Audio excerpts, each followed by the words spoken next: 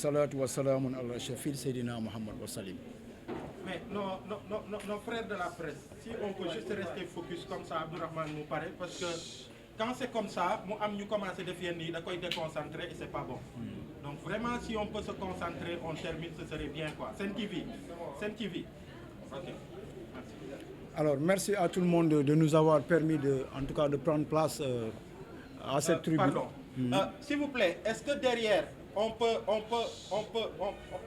ouais, parce qu'on n'a pas encore terminé et vraiment l'idée bi dañ ko wara yeggal mu baax.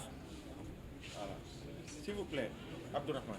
Alors, cette question a une très grande importance dans la compréhension que nous avons de cette action que nous avons initiée avec des figures très remarquées de la société civile, de l'espace politique, des personnalités indépendantes et qui rappelle effectivement un pan, une histoire de notre démocratie. C'est une tribune qui regroupe en tout cas des personnes comme Alioune Tine, des cadres comme le M23, comme Y'en a marre, dont l'engagement avait porté sur une résistance, une érection populaire face à une volonté d'une troisième candidature du président Abdoulaye Wade. Et tout ce qu'on a vécu, qu'on a connu comme conséquence en tant que citoyen sénégalais. Le doyen Tine l'a dit tout à l'heure, c'est très désolant, c'est même absurde que 10 ans, 11 ans après, que les mêmes figures se soient retrouvées, certainement avec des jeunes qui n'étaient pas tellement aguerris par rapport à la question, pour reprendre le flambeau sur la même question. Alors, pour aller vite et prendre en charge la préoccupation du journaliste, il faut tout justement dire que cela cadre avec une préoccupation que personnellement j'avais dans la lecture de ce texte en Wolof. En Wolof, nous disons Ñingi ñaan. Ñingi ñaan, ça revient. Mais fondamentalement, il faut que vous sachiez que ñaanuñu. Duñu ñaan, dañuy rafetal wax parce qu'on s'adresse au président de la République et parce que nous sommes en train d'anticiper sur la survenue de problématiques qui pourraient être fatidiques à cette nation, à ce peuple. Mais en réalité, nous exigeons à ce qu'ils respectent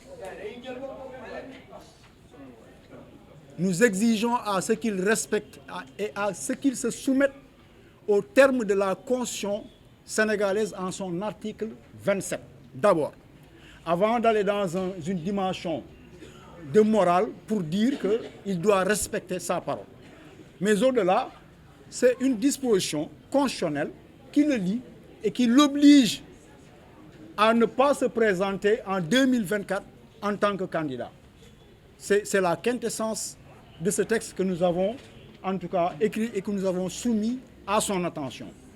Muy leer ci képp koo xam ne mi ngi ñuy seetaan ñaanuñu wax bi mën na rafet ñu ne dañuy sàkku mais dañ nekk ci réew moo xam ne ay charte dañ ñoo tënk ko moom mi ko bind lu wax ngeen ko sànq c'est lui le législateur suprême qui a demandé à ce qu'on rédige une loi pour empêcher plus de 2 mandats consécutifs.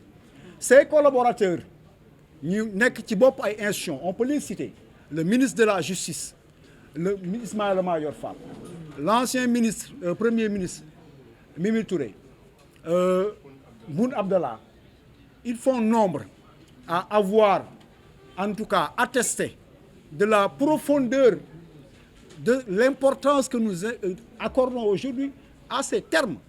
2 mandats consécutifs kenn mënul ci àddina jàll ko Ismaïla Madior Fall dafa doon wax je me répète ba muy ñett ne pour Sénégalais dañu am problème ak texte yi mais moom comme que ku jege président la président bi am l'esprit de la lettre de cette constitution bëgg ñoo xamal ne bi muy dem référendum moom mu wax ko il n'était pas question de revenir sur le nombre de mandats c'est déjà réglé par la constitution de 2001 le président de la République monsieur Macky Sall moo ko wax la ñuy yóbbu référendum mooy benn ci mandat yi bu 7 ans bi la ñuy wàññi def ko 5 ans mais li jëm ci nombre bi mënu ci dara mët na jeexal na mu wax ko ci ay bërëb yu bëri loolu la ñuy wax constitution loolu la ñuy wax loi loolu la ñuy wax droit mu tënk Sénégalais li junj nag gën a junj suñu bés bii mooy li ñu gis dafa dallu suñu xel mais nag ñu am de la bienveillance olof naan atte moo artu moo gën atte ñu xamal ko ne jàmm lañ bëgg ci réew mi Alioune Tine wax na ko sànq dafa am ay enjeux géopolitiques et géostratégiques yoo xamante ni c'est un danger même pour le Sénégal bu ñu ci bëgg a boolee loolu nga xam ne la ñuy woowee la malédiction des ressources naturelles mu indi fi fitna wu damay dem 3e candidature ba ñu nar a génn di dóoranteeg moom il faut qu'il soit prêt à en assumer moom ak ses collaborateurs qui l'incitent à violer la loi et à parjurer que ne conséquences bu ci mënti am ñoom ñooy nekk les premiers à l'assumer parce que dans cette dynamique vu l'expérience qu'on a eue dans le cadre de combats démocratiques nous n'allons pas avoir la même approche nous n'allons pas commettre les mêmes erreurs mais nous reviendrons plus déterminés et plus tranchants sur la question. Merci beaucoup. Et au-delà même il faut qu'on change de paradigme il faut identifier toutes ces personnes qui prennent sur elles d'inciter le président de la République à violer la loi de les mener à la haute cour de justice pour haute trahison et complicité de haute trahison. Il n'est plus question que ay nit ci seeni sago parce que seeni njaboot ñi ngi ci pouvoir parce que xaalis baa ngi dem seen poche ils sont prêts à sacrifier tout un peuple indi guute ci réew mi après ñu ne fourage daal di xëdem il faut mu leer seen bopp nañu amee sañ-sañ ñoom ne jaral na leen ñu taaw réew mi ci ay yëfu ñàkk fayda yoo xamante ne réglé woon na ko ba pare il faut ñu xam ne que ñun fondamentalement wallahi al azim lu mu ci laaj dañ koy def danañ ko tàmbalee nag ci jàmm ak rafetal mais fu mu war a yegg rek ci kàttanu suñu borom dina fa yegg wasalaam. Merci, chers amis de la presse. Je commencerai d'abord par remercier M. Camara et aussi préciser qu'un texte de loi, il doit toujours être lu avec la bonne foi.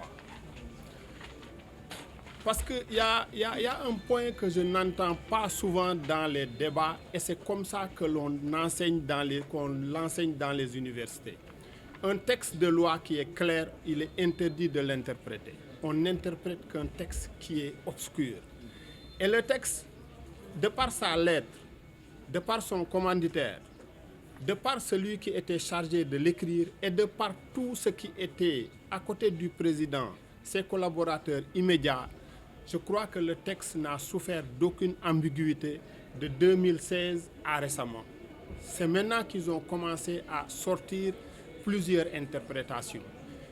Et même en droit, lorsqu'un texte n'est pas clair, il y a ce qu'on appelle des méthodes d'interprétation. Et la première méthode, c'est qu'on doit essayer de comprendre celui qui écrit le texte, en écrivant le texte, quelle était la volonté de la personne ou de celui qui l'a commandité.